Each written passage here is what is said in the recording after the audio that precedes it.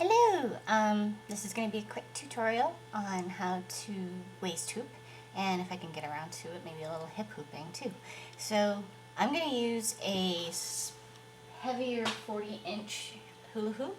Those are really good for beginners because having the larger diameter kind of helps slow the actual rotation so that you have more time to do whatever tricks or include some body movement or anything else along those lines. So to start, I'm just going to start with the forward back motion. And to do that, so I'm going to start with my right foot right in front of, oh great, I'm wearing all black. So, starting with my right foot right in front of me. You always want to make sure you have about 8 feet of space around you. I mean, you can work with a little bit less, but 8 feet is kind of preferred. So, and I'm going to spin to the left, counterclockwise, just because I'm right-handed and for some reason that's just more comfortable for me.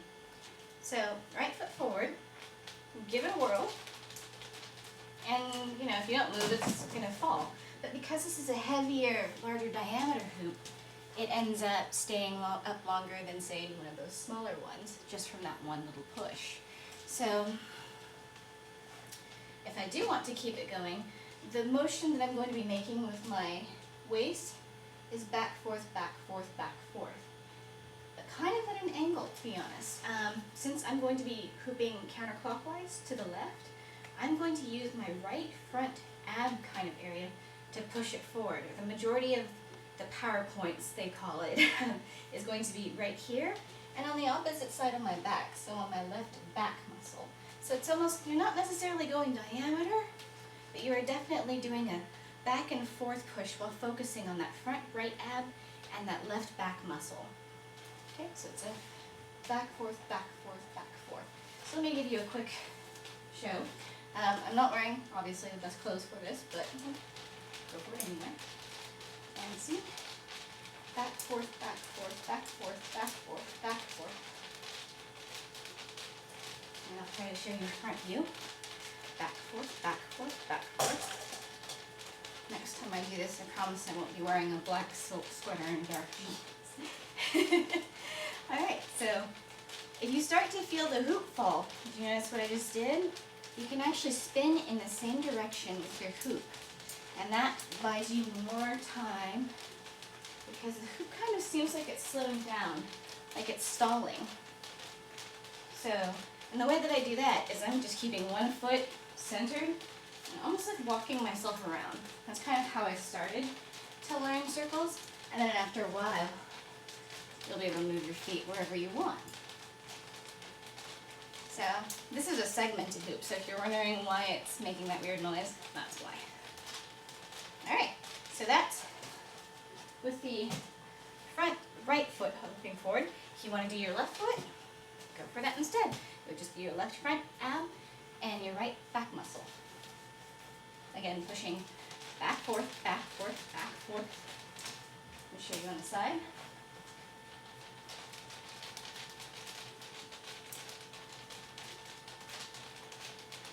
And at first you're going to make really exaggerated movements in order to keep it up. After a while you'll be able to slow it down to something a little bit more subtle. But as a beginner, you definitely want to be shoving it out there. Alright? So those are the front foot forward, and there's another way you can do it sideways. So just for some demonstration of that, I'm going to put my feet about shoulder length apart, and I'm going to give myself a little room from this wall.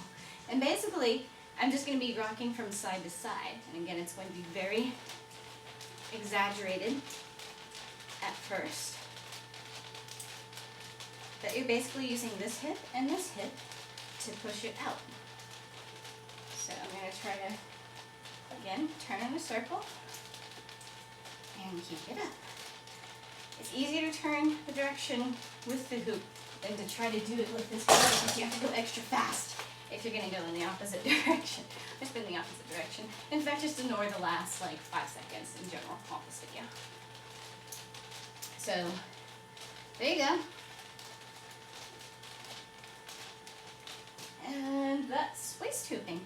I'm You may find that at first you're only able to keep it up for a few seconds, maybe 30 seconds, and eventually a minute. Then you'll like hear some song that you love, and next thing you know, you're like hooping for 4 minutes straight. Or you find like a sick mix, and then you're like hooping for 10 minutes straight. But it's basically just training the muscle memory, you know? Once you get the whole like thing going, then it becomes a lot more natural.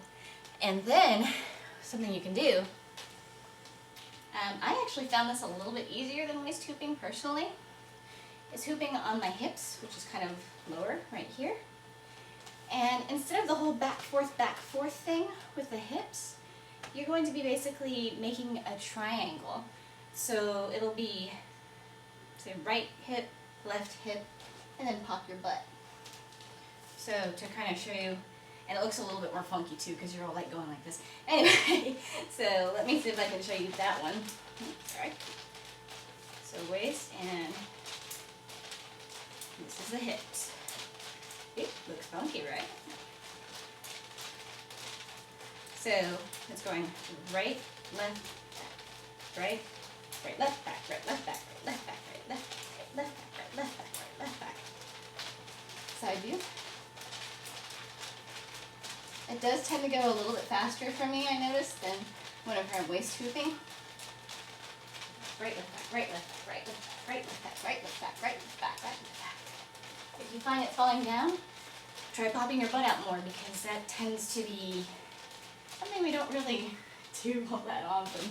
It's just, you know, pop it. So anyway, I hope that helps as far as getting you kind of started.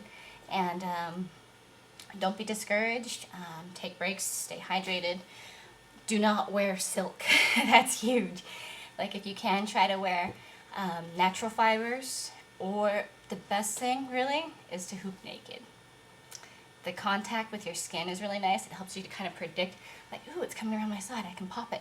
Or just, you know, feeling it out, feeling that flow, having that connection is really nice too.